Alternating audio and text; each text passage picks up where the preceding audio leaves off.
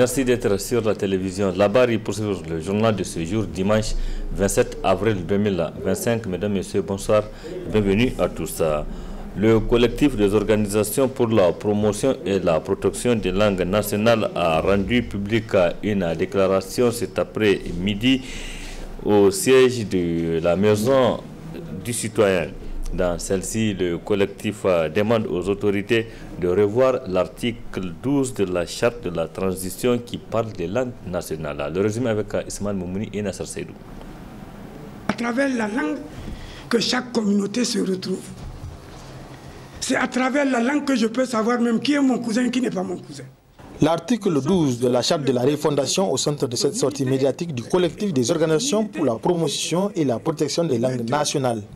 Compte tenu de l'immense richesse culturelle dont regorge le Niger, ces associations invitent les autorités à placer toutes les langues nationales au même statut. À la conférence nationale, on avait 8 langues nationales. Au fur et à mesure qu'on avance, d'autres langues sont découvertes. Et on est arrivé à 11.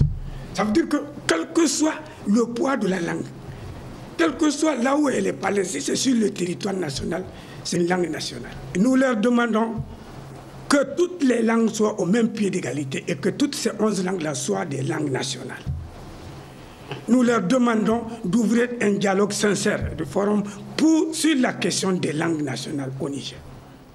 Le collectif demande de mettre fin à l'instrumentalisation des appartenances communautaires dans le but de fragiliser l'unité nationale véhiculée ces derniers temps, surtout sur les réseaux sociaux. À nos concitoyens, nous leur demandons un peu de retenue. Ceux qui insultent les gens, ceux qui insultent les autres, nous leur demandons un peu de retenue. Je ne cesse pas de lancer un appel à tous les Nigériens, y compris ceux qui sont sur les réseaux sociaux pour s'insulter, ou pour véhiculer des faux messages, ou pour attiser le feu, que cela ne va pas les servir. Cela ne sert à rien. Le Niger dispose d'une diversité culturelle et linguistique. Ceci constitue un atout majeur pour la construction d'une nation forte, solidaire et résiliente. Merci Ismaël Moumouni. Un réseau d'escroquerie dans le domaine foncier a été démantelé par la police judiciaire.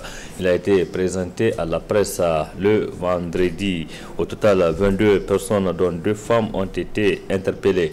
Cette bande d'escrocs est spécialisée dans le morcellement d'espaces publics et la vente de faux actes de cession, entre autres. Occasion saisie par le procureur général de la République près du tribunal de grande instance de Niamey, Ousmane Ibrahima Baïdou, dépassé de la situation, de demander aux détenteurs des actes de cession d'aller procéder à leur vérification. On l'écoute. C'est le lieu de lancer un appel à l'endroit des personnes qui sont amenées à acheter des parcelles. On a toujours devant nos juridictions des plaintes des gens qui achètent des parcelles et peut-être plusieurs années après, quand elles veulent faire la mise en valeur, souvent elles ne retrouvent même pas la parcelle. Ou bien elles trouvent que quelqu'un a construit dessus. Parce que vous avez beaucoup de gens qui achètent les parcelles sans les voir physiquement. Et ça fait que ça arrange l'affaire de ces réseaux-là. Et de tous les autres réseaux qui lui ressemblent. Donc je pense qu'il est important dorénavant que quand vous achetez une parcelle, de prendre la précaution au moins d'aller voir physiquement cette parcelle. Deuxièmement, pour ceux qui ont déjà fait des acquisitions, on a dit qu'il y a des faux actes de cession qui sont en train de circuler, il y a des doublons qui sont en train de circuler. Ceux qui ont déjà fait leurs achats, il est bon d'aller faire les vérifications. Mais vraiment les vraies vérifications. Pour s'assurer que le papier qu'ils ont chez eux correspond réellement à une parcelle. Il ne faut pas penser qu'on a des parcelles alors qu'on a juste des papiers. Donc il faut faire ces vérifications-là pour s'assurer qu'on a des actes de cession vraiment authentiques qui correspondent à des parcelles qui existent. La dernière chose, vu les conséquences vraiment de ce genre de pratiques, ça doit interpeller tout le monde. C'est des dénonciations qui ont permis de faire ce dossier. Et donc, on appelle les gens qui sont témoins de ce genre de choses à aussi faire des dénonciations parce que c'est un acte citoyen. Parce qu'ils sont en train de transformer nos villes en villes fantômes. Et donc, on a l'obligation, quand on est témoin de ce genre de choses, de les porter à la connaissance de l'autorité. C'était là le procureur général de la République près du tribunal de grande instance orthodoxe de Niamey, Ousmane Ibrahim Baïdou, qui appelle les détenteurs des actes de cession donc d'aller procéder à leur vérification, car beaucoup d'actes circulent à Niamey après en tout cas les démantèlements d'un réseau d'escrocs dans ce domaine. Le 24 avril dernier, le Niger a commémoré le 30e anniversaire de la date de la signature des accords de paix de 1995. Cette date a donc institué Journée nationale de la Concorde. Cette journée intervient cette année dans un contexte de la refondation. Enjeux et défis et perspectives, c'est le thème d'ailleurs d'une conférence débat organisée à cette occasion par un collectif des organisations de la société civile pour la refondation. Deux éminents conférenciers ont développé ce thème devant des invités. Il s'agit de Abdelkarim Mamalo et de Nouh Arzika, que je vous propose de suivre. Lorsque nous parlons en termes de concorde, eh bien, le premier élément qui va à l'esprit, c'est que la concorde est un élément de la refondation. La concorde qui signifie la conciliation, qui signifie la paix, qui signifie la liberté, qui signifie l'engagement, qui signifie l'enthousiasme, rime avec ce que nous sommes en train de vivre aujourd'hui, à savoir la refondation, qui nous donne de l'espoir, qui nous donne de l'enthousiasme, qui nous donne de l'espérance pour la vie future. Et je pense que pour cette raison, moi je voudrais surtout parler aujourd'hui des perspectives. À partir de maintenant, à partir du fait que nous savons que nous sommes dans cette situation tout à fait ouverte, tout à fait positive, eh bien, il nous appartient à nous, Nigériennes et Nigériens, de voir dans quelle mesure nous pourrons profiter de cet espace-là que Dieu nous a offert. Comment nous allons faire de façon à ce que l'espace de la refondation aujourd'hui soit notre espace, soit notre raison de vivre, soit notre raison d'espérance. Je pense que quand nous parlons en termes de d'étouffement, je vois déjà oui traumatisme que notre pays a vécu. Le premier traumatisme, c'est le traumatisme social. Je crois que tout le monde est d'accord que sur le plan social, beaucoup de choses n'ont pas bien marché. Depuis 60 jusqu'à nos jours, en dehors de la phase de la 5e et 6e République, pendant laquelle le président Tanja a tenté de faire la refondation dans ce pays, mais Tanja n'a pas eu la chance d'avoir la faveur comme aujourd'hui. Tanja n'a pas eu la chance d'avoir la fusion populaire comme aujourd'hui. Tanja avait toute la volonté pour faire la refondation, mais le contexte était totalement différent de ce que nous sommes en train de vivre aujourd'hui. Et c'est pour ça que Dieu ayant fait les choses comme il veut, c'est pour ça qu'aujourd'hui que nous avons cette chance-là, aujourd'hui que nous avons ces conditions favorables réunies, eh bien, il nous appartient de faire de façon à ce que nous respectons la volonté de Dieu. Nous respectons notre volonté à nous de faire en sorte que cette refondation nous serve. Donc le premier traumatisme que je vais sur le plan social. Sur le plan social, je crois que tout le monde sait que les différents régimes politiques que nous avons connus n'ont pas créé les conditions sociales pour que la concorde soit, pour que, disons, le Nigérien soit dans sa société, pour que la société nigérienne serve le Nigérien et que le Nigérien puisse aussi considérer cette société-là comme étant un support à partir duquel il peut réaliser ses ambitions. Le deuxième traumatisme que je vois, c'est le traumatisme culturel.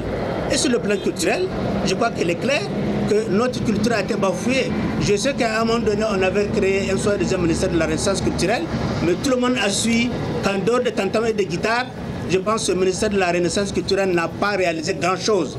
Il n'a pas voulu faire grand-chose parce qu'il n'était pas là pour faire grand-chose par rapport à la Renaissance culturelle. Aujourd'hui, ce qui est important, c'est que dans notre subconscient, dans notre intelligence, nous les Nigériens, c'est de faire de façon à ce que ce volet culturel-là puisse refléter nos ambitions à nous. Il y a vraiment des enjeux, il y a des défis et il y a aussi la possibilité d'avoir des bonnes perspectives heureuses. Et moi, parmi les enjeux, je trouve qu'il y a les enjeux de la concorde nationale dans ce contexte-là. de la refondation, c'est bon que nous comprenions les enjeux de la refondation. Nous avons décidé d'aller à la refondation dans notre pays à partir du 26 juillet 2023, plus précisément à partir du 28 juillet 2023, lorsqu'on a écouté le premier discours du président du CNSP et qui a annoncé les couleurs de leur intention et de leur motivation qui ont rendu possible leur intervention qui est venue comme pour libérer le peuple nigérien qui était constipé à l'époque. Vous le savez, et nous étions dans une situation où la gouvernance politique et sociale de notre pays était tellement grave, elle était tellement étouffante et qu'il y avait beaucoup d'inquiétudes pour des gens de bonne facture qui croyaient à l'avenir de ce pays mais qui ne savaient pas quoi faire. C'est ça la réalité, c'est qu'à un moment donné, les acteurs politiques, les gouvernants de l'époque ont réussi pratiquement d'une manière ou d'une autre à étouffer les libertés, à écraser les uns et les autres au point où en réalité il n'y avait pas grand monde qui parlait. Grand monde qui pouvait ouvrir la voie, qui pouvait donner de la voix pour dire ce qu'ils pensent de la situation. Et les manifestations étaient régulièrement interdites. Et on peut dire même que la démocratie en tant que telle a été mise à sac. La démocratie avait été mise à sac, la constitution du pays n'était pas du tout respectée, les lois de la République n'étaient pas respectées. Le président faisait à sa tête, il y avait, on savait qu'il y avait le terrorisme qui écumait le pays à l'est comme à l'ouest. Et il s'est trouvé que le président lui-même de l'époque avait perdu la foi dans la conviction et la croyance qu'il doit avoir que nous sommes un pays souverain, un pays qui doit affirmer sa souveraineté, qui doit être indépendant, qui doit affirmer son indépendance, un pays qui doit être capable d'être à mesure de prendre en charge son destin en matière de défense et de sécurité. C'était là un extrait donc de la conférence annuelle à l'occasion du 30e anniversaire de la signature des accords de paix. Donc, institué Journée nationale de la Concorde, c'était sous le thème Concorde, la refondation, enjeux, défis et perspectives. Autre aspect de cette édition, une société de raffinerie de l'or et des unités de fabrication des bijoux et de polisage des pierres précieuses seront installées au Niger. Les autorités nigériennes et la société Sivarna Royal Gold Trading ont signé un partenariat. Son président, directeur général Paul Komlesh Damji, nous en dit plus. Il dit que donc oui, en effet, il a en effet plusieurs prix qui montrent son souci qu'il a pour le développement du continent africain, comment il aide, que ce soit des causes humanitaires, etc., qu'il a reçu des prix pour ça. Et qu'en effet, par rapport à ce qui s'est passé au Kenya, il a aussi aidé le Kenya quand il y avait le manque de monnaie, quand il y avait un manque de monnaie étrangère dans le pays, ils ont essayé avec le gouvernement de régler ce problème avec l'économie. The forex, the shortage of foreign exchange in the country. And also I have a charity organization in Africa with the name of... Il a plusieurs actions charitables sur le continent africain, dans des multitudes de pays, qui fait des œuvres de charité, et qu'il est aussi un pasteur, qu'il a plusieurs églises, qui s'appelle le Hope International Ministry, et qu'avec son église et ses mouvements de charité, il essaie de créer des différents programmes pour trouver des gens pour les jeunes, les sans-emploi, qui utilisent des données pour voir comment est-ce qu'ils peuvent aider à créer des emplois pour des emplois dans quel registre certaines personnes ont besoin d'emploi, et essayer de développer les économies des pays, essayer d'aider les jeunes le plus dans des situations instables, les aider à se chercher et se retrouver. Donc ils font ça aussi. Et que c'est ça l'objectif qu'ils veulent faire au Niger. Whether it's through education or through getting them jobs. And our business travaille dans tout ce qui est l'or, les diamants, les pierres précieuses, dans plus de 3 générations, qu'ils ont une expertise de plus de 3 générations, sa famille, depuis son grand-grand-père, son arrière-grand-père. Donc, il dit que ce n'est pas maintenant, depuis plusieurs générations, depuis 3 générations. from the gold and diamond business. We are a multinational group. We are in agriculture. Il est une société multinationale qui sont dans plusieurs secteurs, mis à part l'hôtellerie, l'agriculture, la finance, etc. Ils sont dans plusieurs secteurs de domaines et d'activité. Also in finance and many other sectors. And when I come to Niger, I was shocked that Niger is so rich. Il dit qu'il a été aussi choqué quand il est venu au Niger de remarquer que le Niger est en effet un pays très riche en ressources naturelles, mais que franchement, que la population et que même le pays ne profite pas de ces ressources naturelles. Qu'il a fait des checks, qu'il a vu qu'il y a des 3 tonnes qui sont déclarées, alors qu'en réalité, grâce à la contrebande, etc., il y a plus des centaines de tonnes qui sont extraites chaque année, chaque 2 ans du Niger d'or. Et que cela est dû à la contrebande. Autre aspect de cette édition, cap sur la région de Tawa, dans le département de Keta, plus précisément au canton de Tamaské. Là-bas, le nouveau chef du canton de Tamaské a été officiellement installé sur son fauteuil hier samedi 26 avril 2025, jour de son intronisation en pure tradition de l'ADER. Une cérémonie grandiose qui a enregistré la participation de plusieurs invités de marque. Parmi ces invités, nos reporters Boubacar Ibrahim et Soumela Abdoulaye.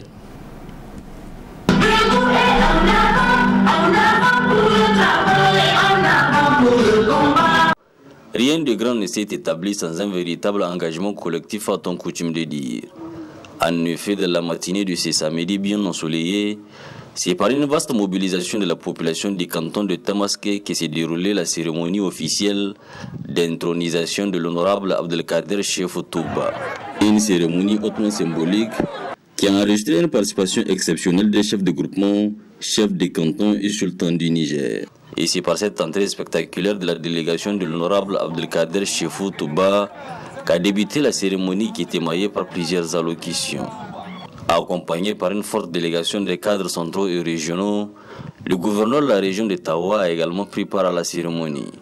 Dans l'allocution qu'il a prononcée, il invite la population à prôner le pardon tel qu'exprimé par le président du Conseil national pour la sauvegarde de la patrie. Comme vous le savez, nous sommes là aujourd'hui pour l'intronisation du chef de canton de Tamaské. Il est important pour nous, à ce genre d'occasion, de rappeler un certain nombre de choses. On va évoquer un peu la sécurité, la paix, le pardon et la cohésion. Il vous souviendra que lors du dernier rassemblement qui a eu lieu à Niamey pendant la mise en œuvre des recommandations des assises nationales qui ont été tenues antérieurement, le président de la République, son Excellence le général d'armée Abdraman Chani, a évoqué un sujet très important. Un sujet très important qui déjà, aux ouvertures des assises nationales, il l'avait évoqué. Mais malheureusement, il y avait des Nigériens qui avaient mal compris de quoi il s'agissait. Donc, c'est pour dire que ce qu'il avait évoqué, c'était la cohésion sociale, le pardon. Le pardon, je le répète encore, parce que les gens n'avaient pas compris. Le pardon dont il s'agissait ici, c'était pas un pardon qui sera à la base de l'insécurité et qui va porter atteinte à la cohésion sociale de notre peuple. Si le président de la République avait demandé à tous les Nigériens de se pardonner, je crois que c'est pour qu'on démarre sur de nouvelles bases.